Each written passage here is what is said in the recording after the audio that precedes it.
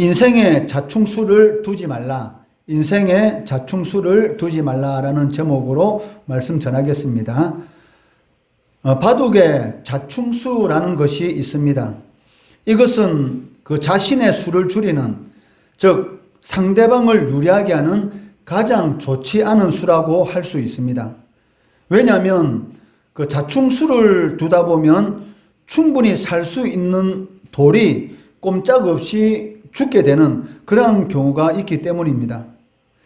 오늘 본문 말씀을 보시면 유다 백성들 역시 하나님 앞에서 자충수를 달아서 두고 있는 그러한 모습을 볼 수가 있습니다. 하나님의 백성들인 유다 사람들은 당연히 하나님을 의지하는 그러한 삶을 살아가야 합니다. 그런데 하나님 대신에 다른 것을 의지하고 살았던 것입니다. 그들이 첫 번째로 의지한 것은 양식과 물이다라고 말씀하고 있습니다. 물론 양식과 물은 생활을 하는 데 있어서 없어서는 안 될 그런 필수적인 요소입니다. 그 누구도 양식과 물을 먹고 마시지 않고서는 살아갈 수가 없습니다. 하지만 이스라엘 백성들은 사람이 살 수 없는 그러한 악조건이었던 광야에서도 하나님께서 공급해 주시는 그러한 양식과 물로 살아남을 수가 있었습니다. 그것도 2년이 아니라 무려 40년이라는 광야 생활 가운데 도저히 살 수 없는 그러한 광야에서 40년 동안 살아남을 수 있었던 것은 하나님께서 때에 따라 이스라엘 백성들의 양식을 공급해 주시고 물을 공급해 주셨기 때문입니다. 이러한 악조건에서도 살아남았던 이스라엘 백성입니다. 그런데 이스라엘 백성들이 이제는 젖과 꿀이 흐르는 가나안 땅입니다. 얼마든지 먹고 사는 것이 풍성한 그러한 땅에 정착해 살면서도 불구하고 먹고 사는 문제 때문에 양식과 물에 집착을 해서 우상처럼 섬긴다는 것, 이것은 도저히 말이 되지 않는다는 것입니다. 양식과 물이 이스라엘 백성들에게 우상이 되었던 것입니다. 이렇게 유다 백성들이 광야에서 만나를 주시고 반석에서 물을 내셨던 하나님을 망각하고 여전히 양식과 물에 집착해서 우상처럼 의지하고 있다는 것은 그들의 신앙에 어떤 큰 문제가 발생했다라는 것을 보여주는 것입니다.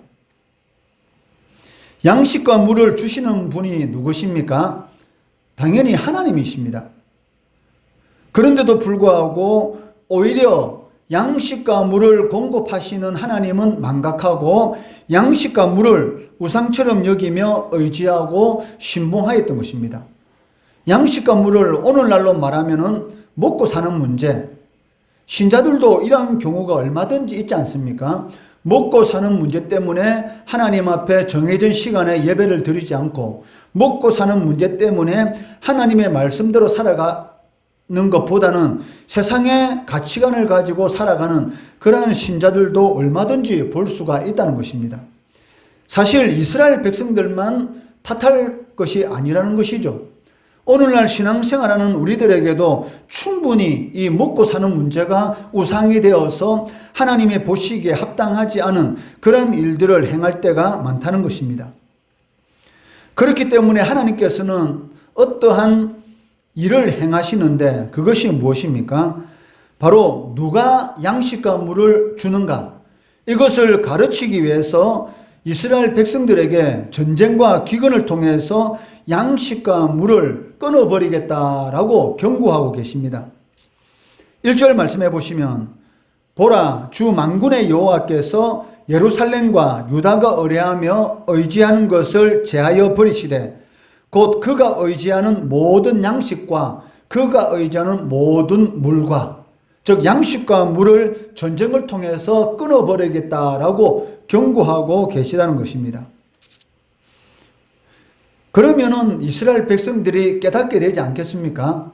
하나님께서 공급해 주셨는데 하나님께서 공급을 끊으시면 결국은 비참한 그러한 삶을 살아갈 수밖에 없다는 것입니다.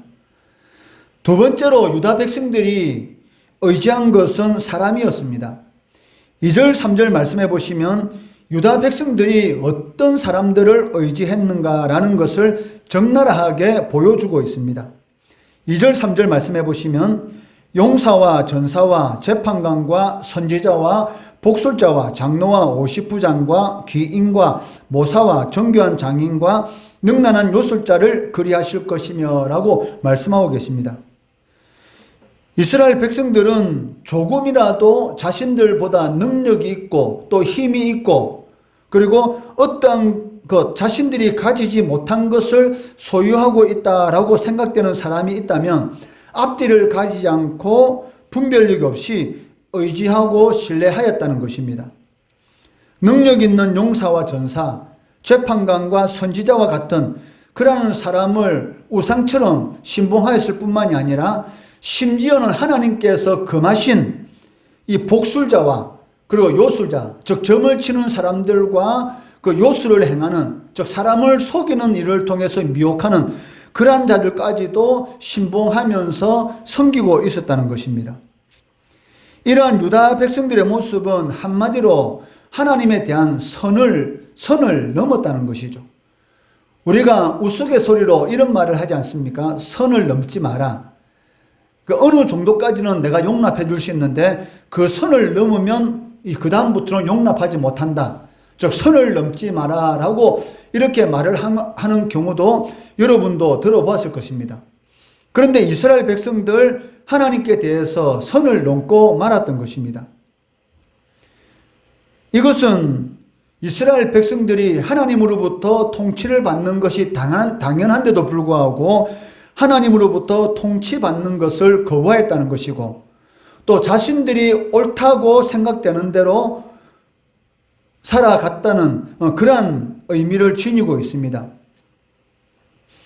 마치 인류의 조상인 아담과 하와가 하나님의 통치를 거부하고 자신들의 힘으로 자신의 인생을 개척하겠다라고 한 것처럼 똑같은 그런 의미를 가지고 있다는 것입니다. 아담과 하와가 선악과를 먹은 그 근본적인 이유가 무엇입니까? 하나님의 도움 없이 내 스스로 내 인생 내가 알아서 하겠다라는 그런 의미를 가지고 있지 않습니까? 마찬가지로 우리도 그러한 삶의 모습을 가지고 살아갈 수가 있다는 것이죠. 하나님의 말씀대로 우리가 살지 않는다는 것은 하나님 간섭하지 마세요. 내가 알아서 살아갈 테니까 하나님 신경 끊으세요. 라는 그러한 말을 하는 것과 똑같다는 것입니다. 유다 백성들 그러한 생각을 가지고 하나님이 아닌 양식과 물을 우상처럼 의지하였고 그리고 사람을 우상처럼 의지하였던 것입니다. 그래서 하나님께서는 유다 백성들이 의지하는 모든 것들을 제거하시겠다라고 경고하시는 것입니다. 이러한 권리는 당연히 하나님께 있습니다. 왜? 이 세상의 모든 것은 누구 것입니까? 하나님의 것이기 때문에 주신 자가 하나님이시기 때문에 취하실 수 있는 분도 바로 하나님이시란 것이죠. 이것을 다윗은 정확하게 말을 하고 있습니다. 역대상 29장 11절 말씀해 보시면 여호와여 위대하심과 권능과 영광과 승리와 위엄이 다 주께 속하여 사오니 천지에 있는 것이 다 주의 것이로소이다. 여호와여 주권도 주께 속하여 사오니 주는 높으사 만물의 머리이심이니이다 라고 말을 하고 있다는 것입니다. 즉 다윗의 고백은 한마디로 무엇입니까? 천지에 있는 모든 것이 다 누구 것이다? 주님의 것이다. 즉 하나님의 것이다 라고 고백하고 있는 것을 볼 수가 있습니다. 이러한 다윗의 신앙 고백이 바로 다윗이라는 그러한 위대한 왕으로서의 세워질 수 있는 그런 근본 밑바탕이 된 것을 알 수가 있습니다. 왜? 이 세상에 있는 모든 것이 하나님의 것이니까 하나님을 전적으로 신뢰할 수가 있다는 것이죠. 주신 자도 하나님이시고 취하시는 분도 하나님이시기 때문에 내가 필요하다고 생각하는 것 하나님께서 언제든지 주실 수가 있다는 것입니다. 하나님께서 말씀하신 대로 유다 백성들이 의지하는 모든 것들을 제하시면 어떻게 될까요?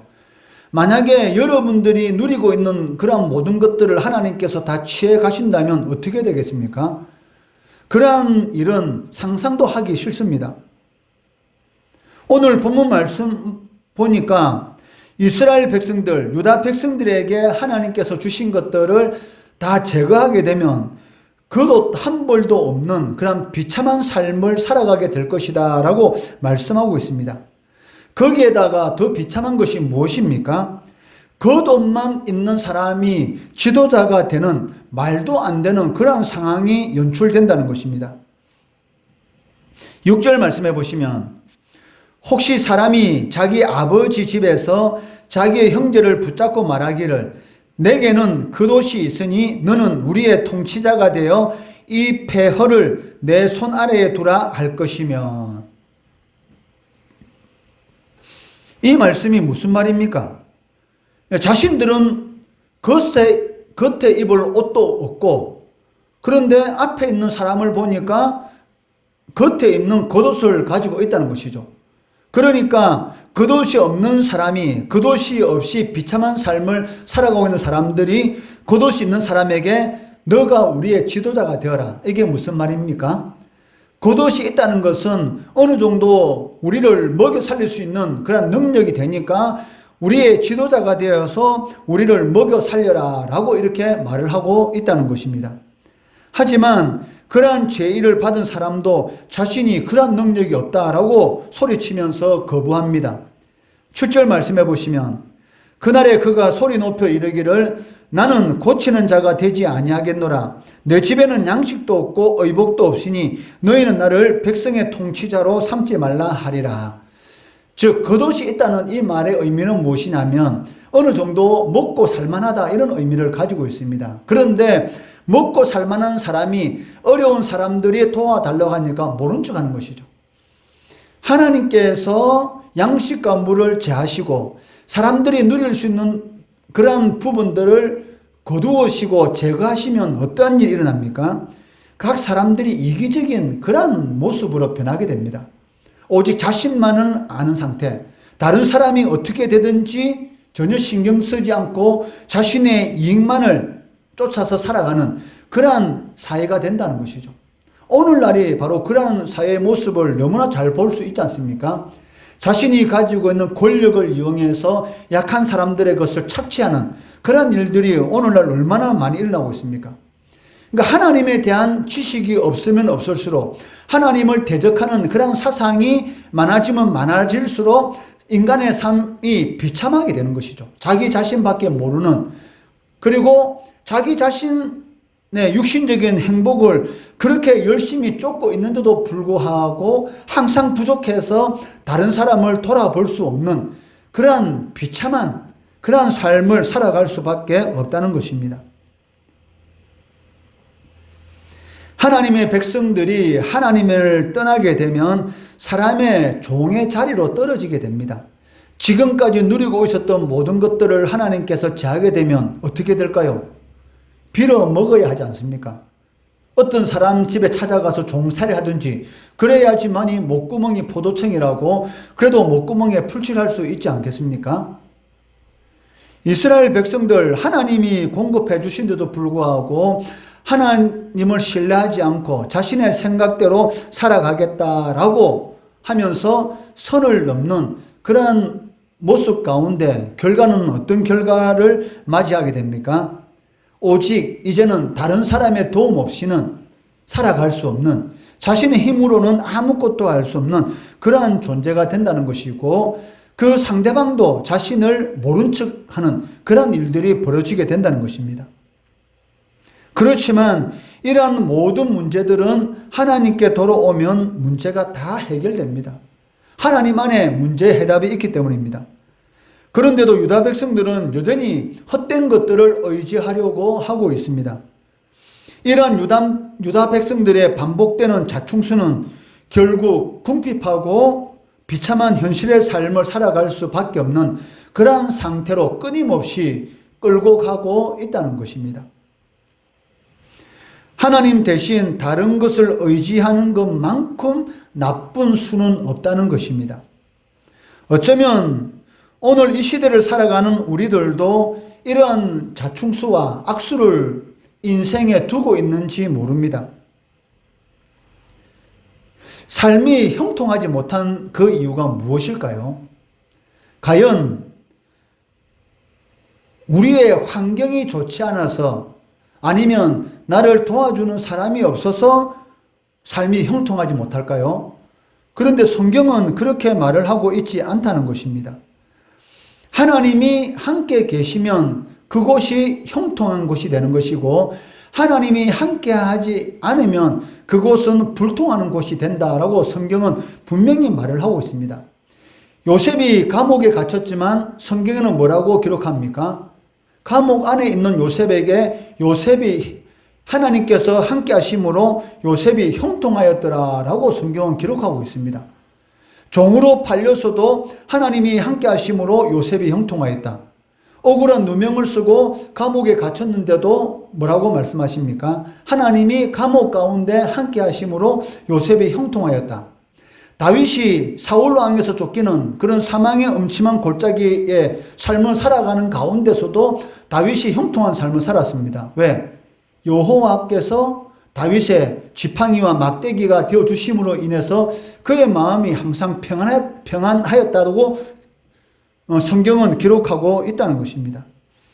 이처럼 진정한 행복은 하나님이 함께하는 곳이 진정한 행복이지, 아무리 많은 물질을 가지고 있고 아무리 많은 사람들이 내 옆에 있다 할지라도 그곳에 하나님이 없다고 한다면 그것은 형통한 삶이 아니라 그것은 불통한 삶이다라고 말을 할 수가 있다는 것이죠. 그렇기 때문에 진정한 형통의 삶, 인생에 자충수를 두지 않는 그러한 형통의 삶은 무엇인가? 바로 하나님이 함께하는 삶입니다. 하나님이 함께하는 사람은 어떤 사람입니까? 바로 하나님의 계명을 지키며 살아가는 사람들, 즉 하나님의 말씀대로 순종하며 살아가는 사람들, 즉 진리 안에 속한 사람들, 바로 이런 사람들이 바로 하나님께서 함께하는 사람들이고, 이런 사람들에게 하나님께서는 형통의 삶을 살도록 은혜를 베풀어 주신다는 것이죠. 이러한 삶을 살아가시는 우리 성도 되시기를 주의 이름으로 축원합니다.